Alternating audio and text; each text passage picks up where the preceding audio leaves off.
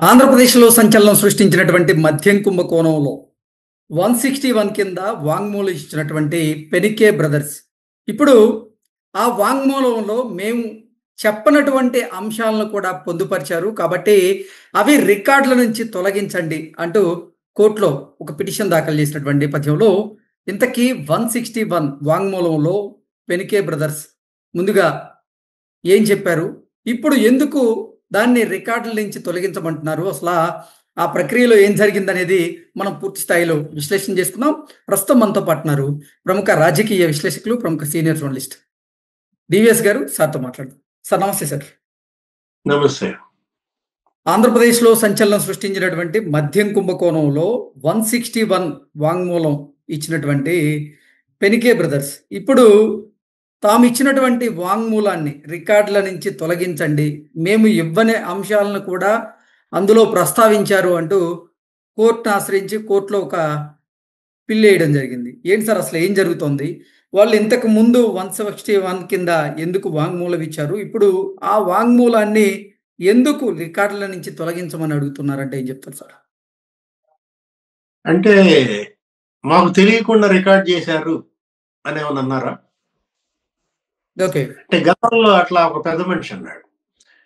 ఏది అజయ్ కల్లం, రాష్ట్ర ప్రభుత్వ మాజీ ప్రధాన కార్యదర్శి జగన్మోహన్ రెడ్డి ఆ ప్రభుత్వ సలహాదారు. నీకు గుర్తుండే ఉంటుంది. అదేంటి, అది వివేకానంద రెడ్డి హత్య కేసు. వివేక హత్య కేసులో ఆ మేనిఫెస్టో కమిటీ మేము సమావేశం అయ్యాము, పలానా తెల్లారుజామున 5ంటికే వెళ్ళాము. జగన్మోహన్ రెడ్డి, నేను, ఉమ్మారెడ్డి కల్లా, ఉమ్మారెడ్డి వెంకటేశ్వర్లు మేమందరం అక్కడ ఉన్నాము. అప్పుడు సడన్ గా జగన్మోహన్ రెడ్డి ఎవరో పిలిచారు, పైకి వెళ్ళాడు. 10 నిమిషాల తర్వాత వచ్చాడు, బాబాయ్ నో మోర్ అన్నాడు. ఈ వాంగ్మూలం అజయ్ కల్లా ఇచ్చాడు కదా. ఆ ఇచ్చిన వాంగ్మూలం అప్పుడు ఏమని చెప్పాడు ఆయన? తర్వాత నాకు తెలియకుండా రికార్డింగ్ చేశారు. అట్లా వీళ్ళు కూడా, ఎవరు ఈ పెనికే బ్రదర్స్ కూడా నాకు తెలియకుండా రికార్డింగ్ చేశారన్నారా? లేదు, మేము ఆ వాంగ్మూలం రికార్డుల నుంచి తొలగించండి, చెప్పని అంశాలను కూడా అందులో కొన్ని చొప్పించారు. ఒకటి 161 వాంగ్మూలం అది ఇచ్చేటప్పుడు అదేంటి, రికార్డింగ్ జరుగుతుంది పక్కన. మొత్తం ఆడియో రికార్డు, వీడియో రికార్డు అన్ని చేస్తుంటారు. అది చేస్తూ జరుగుతున్న దాంట్లో మీరు చెప్పనం ఎందుకు పెడతారు? అంటే ఏంటి, ఎవరి ఒత్తిడి మేరకు ఈ పెనికే బ్రదర్స్, శరత్ చంద్రారెడ్డి లేకపోతే రోహిత్ రెడ్డి ఎందుకు వేశారు ఇప్పుడు ఈ పిటిషన్? జగన్మోహన్ రెడ్డి అరెస్ట్ తప్పదనే భయంతో వేశారా? జగన్మోహన్ రెడ్డి ఈ పిటిషన్ వేయించాడా? అంటే వీళ్ళంతటా వీళ్ళు వేశారా, జగన్మోహన్ రెడ్డి వేయించాడా? ఇప్పుడు ఒకటి, ఇక్కడ అసలు ఈ కేసు దీన్ని అసలు ఇంత స్పీడ్ చేసింది, ఈ కొలిక్కి వచ్చింది ఇంత స్థాయికి ఎవరి వల్ల? విజయసాయి రెడ్డి వల్లే కదా. అవును, మొత్తం గుట్టుమట్లన్నీ చెప్పింది విజయసాయి రెడ్డే కదా.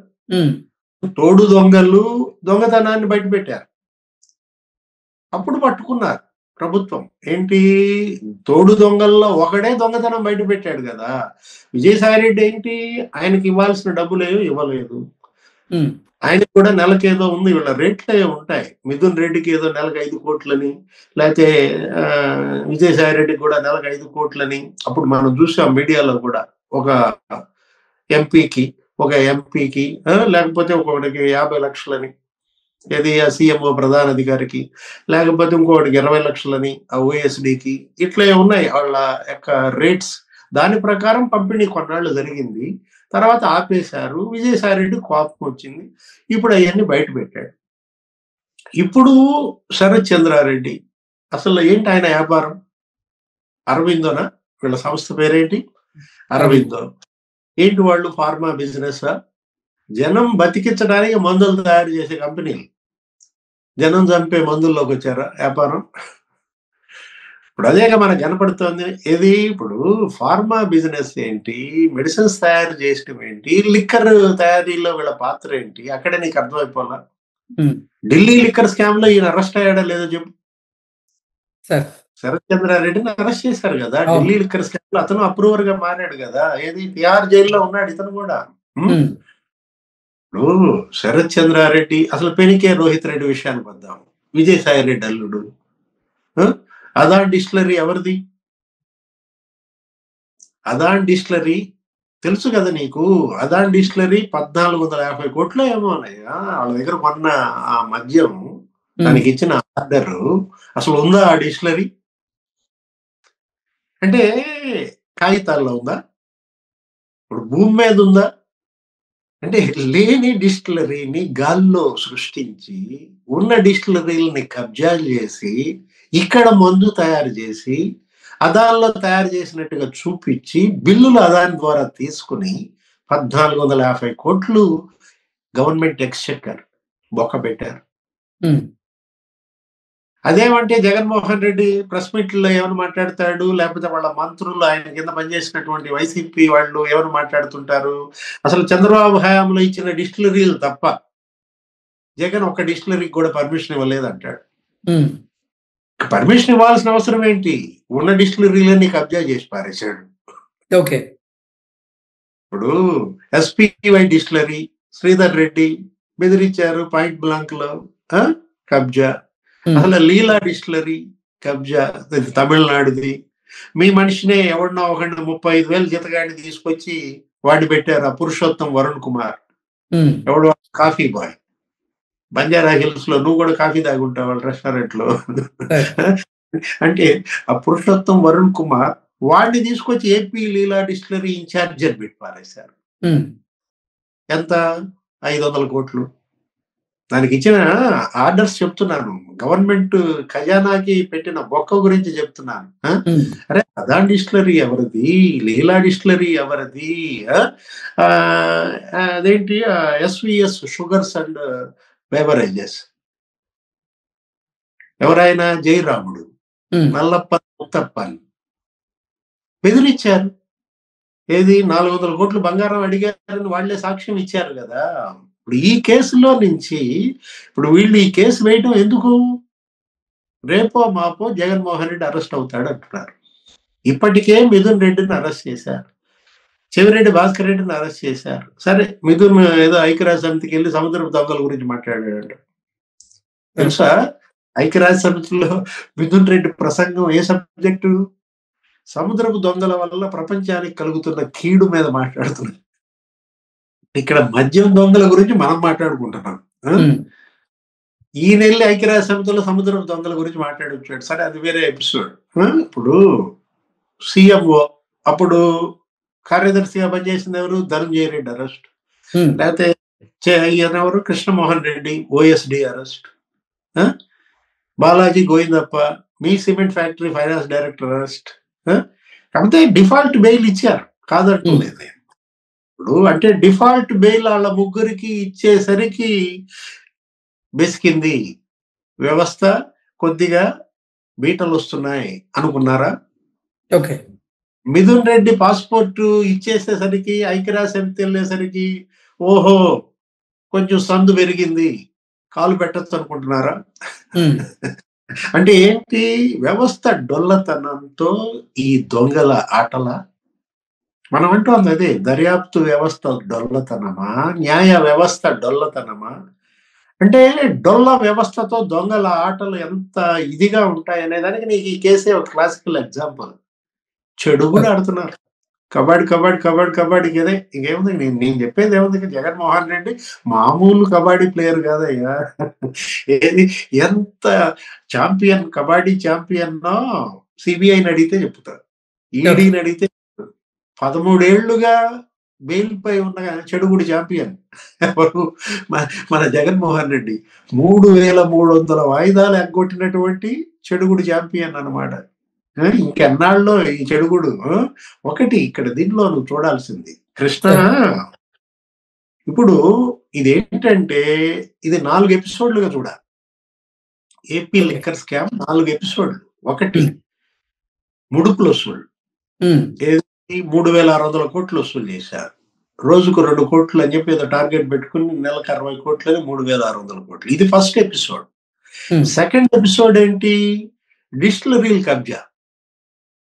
ఇప్పుడు ఇందాక చెప్పిన ఈ ఆదాన్ డిస్టిలరీ, లేకపోతే ఎస్పీవై డిస్టిలరీ, లీలా డిస్టిలరీ ఉన్నాయి చూసావా? ఈ డిస్టిలరీలన్నీ కబ్జా చేసి వాళ్ళు కమిషన్ ఇచ్చేది ఏంటి మనకి, మనమే తయారు చేద్దాం కబ్జా చేసి అని. కబ్జా సెకండ్ ఎపిసోడ్.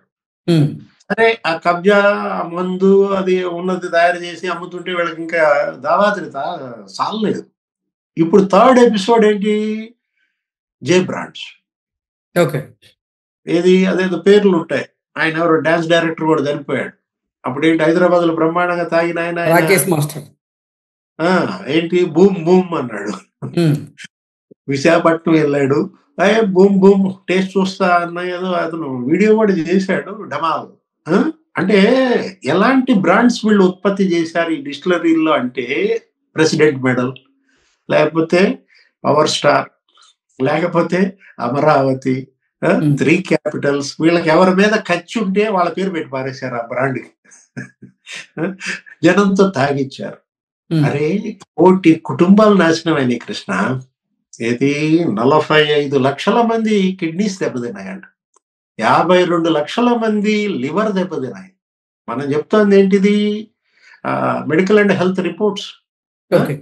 ఒక తూర్పుగోదావరి జిల్లాలోనే 7,000 మంది చనిపోయారు.